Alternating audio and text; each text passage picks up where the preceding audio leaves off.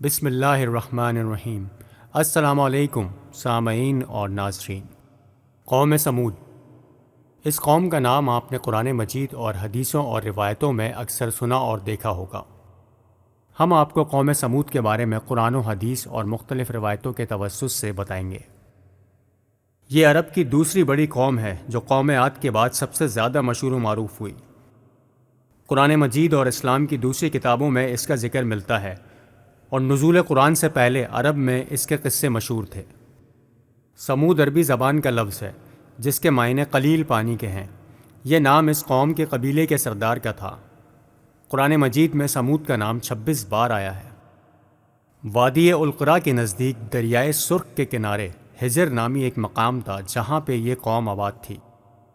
اس قوم کو اللہ تعالیٰ نے بڑی خصوصیات دی تھیں، جس پہ سب سے بڑی خصوصیت یہ تھی کہ یہ بہت بڑے بڑے مضبوط پہاڑوں کو تراش کر اپنے گھر بناتے، اور اس کے ڈیزائن اتنے زیادہ خوبصورت ہوتے کہ دیکھنے والا دنگ رہ جاتا۔ یہ مہارت اللہ تعالیٰ نے اس سے پہلے کسی قوم کو نہ دی۔ اس قوم کے آثار ابھی بھی مدینہ سے تقریباً 250 یا 300 کلومیٹر دور باقی ہیں، اور ان کے پہاڑوں کو تراش کر بنائے ہوئے گھر اور ان کے آثار جو کہ ابھی بھی دیکھنے میں انتہائی دلکش ہیں نظر آتے ہیں۔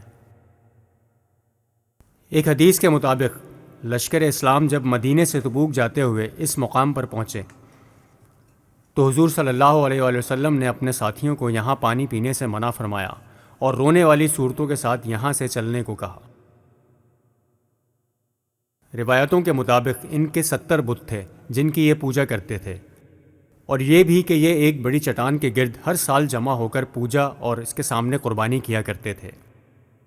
قوم سمود کی ہدایت کے لیے اللہ تعالیٰ کی طرف سے حضرت صالح علیہ السلام کو مقرر کیا گیا، جو انہیں ہدایت کا درس دیتے اور اللہ تعالیٰ کے عذاب سے ڈراتے تھے۔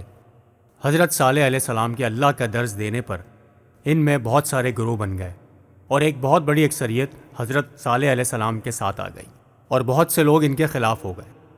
حضرت صالح علیہ السلام کے جو خلاف تھے انہوں نے ان کے نبی ہونے کا ثبوت مانگا اور کہا کہ پہاڑ میں سے اونٹنی نکال کے دکھاؤ۔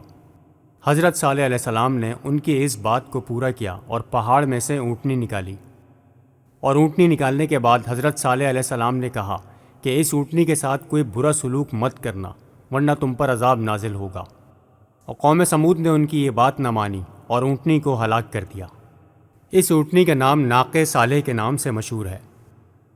تو پہلے ہی دن ان کے چہرے کا رنگ زرد پڑ گیا، اور دوسرے دن سرخ، اور تیسرے دن کالا ہو گیا۔ یہ اللہ تعالیٰ کی طرف سے عذاب کی نشانیاں تھیں۔ قرآن مجید میں قوم سمود کے عذاب کو صاعقہ، سیاح اور رجفہ کے نام سے ذکر کیا گیا ہے۔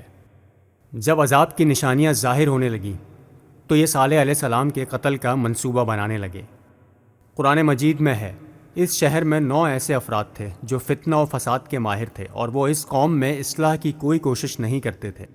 انہوں نے کہا، آؤ اللہ تعالیٰ کی قسم کھا کر یہ عہد کریں کہ شب خون مار کر صالح علیہ السلام اور ان کے اہل خانہ کو ہلاک کر دیں گے، اور پھر ان کے وارثوں سے کہیں گے کہ جب انہیں ہلاک کیا گیا اس وقت ہم تو موجود ہی نہیں تھے، یقین کرو ہم بالکل سچ کہہ رہے ہیں۔ انہوں نے جب یہ سازش کی تو ہم نے بھی اپنی تدبیر کی، تو وہ ہماری تدبیر کو سمجھ ہی نہ سکے۔ جس رات قوم سمود نے صالح علیہ السلام کے مکان پر جا کر قتل کا منصوبہ بنایا تو اللہ تعالیٰ نے اپنے فرشتوں کو صالح علیہ السلام کی حفاظت کے لیے بھیج دیا۔ قاتل جب تلواریں نکال کر صالح علیہ السلام کے مکان کے قریب ہونے لگے تو فرشتوں نے ان پر پتھراؤ شروع کر دیا، اور ان پتھروں نے ان قاتلوں کو ہلاک کر دیا۔ اور یہ مہلت کی آخری رات تھی، اس کے ساتھ ہی باقی قوم کی ہلاکت بھی شروع ہو گئی۔ قوم سمود اللہ کے عذاب کی نشانیوں کو دیکھ کر بھی راہ راست پر نہ آئی، بلکہ الٹا حضرت صالح علیہ السلام کے قتل کا منصوبہ بنایا، اور پھر اللہ کے عذاب کا مزہ چکھا۔